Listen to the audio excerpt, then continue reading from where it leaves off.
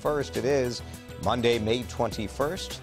This time every morning, we take a look inside the morning newspapers here in the Twin Cities and around the country.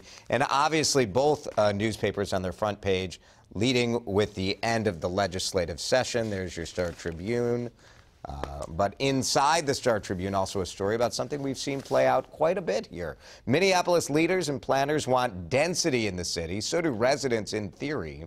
But almost every time a tall building is proposed or allowing fourplexes in neighborhoods, people freak out. So check out that story about residents pushing back against density. New York Times this morning taking a look at the Santa Fe high school shooting that left 10 dead in Texas. The victims at this high school, though, are not showing what the New York Times called the anti-gun fervor that followed the Parkland shooting. Santa Fe, Texas is conservative. It's rural. Guns, of course, are part of life in Texas. So a very different reaction there from the students. St. Paul looking at moving the minimum wage to $15 an hour.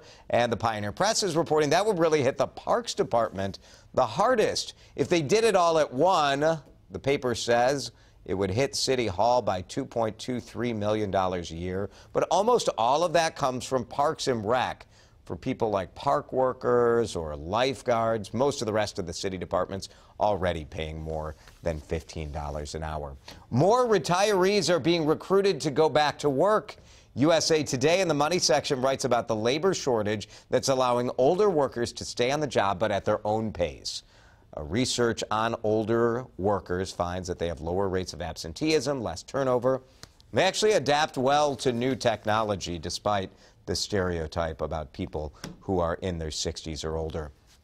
If you thought the federal inquiry and the NCAA scrutiny would break up the partnerships between shoe companies and elite youth basketball teams, New York Times Sports Monday section is here to tell you you are wrong. Corruption in college basketball has its roots in youth basketball, according to Condoleezza Rice, who ran the NCAA investigation, but the New York Times is reporting that nothing has changed.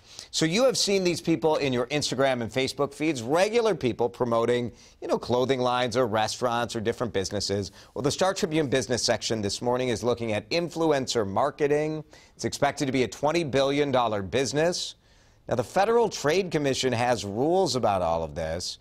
These regular people who are being paid are supposed to disclose when they're being paid for a post.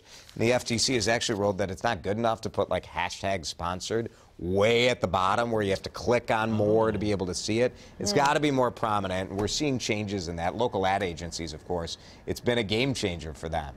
Absolutely, yeah. All right, Jason, thank you.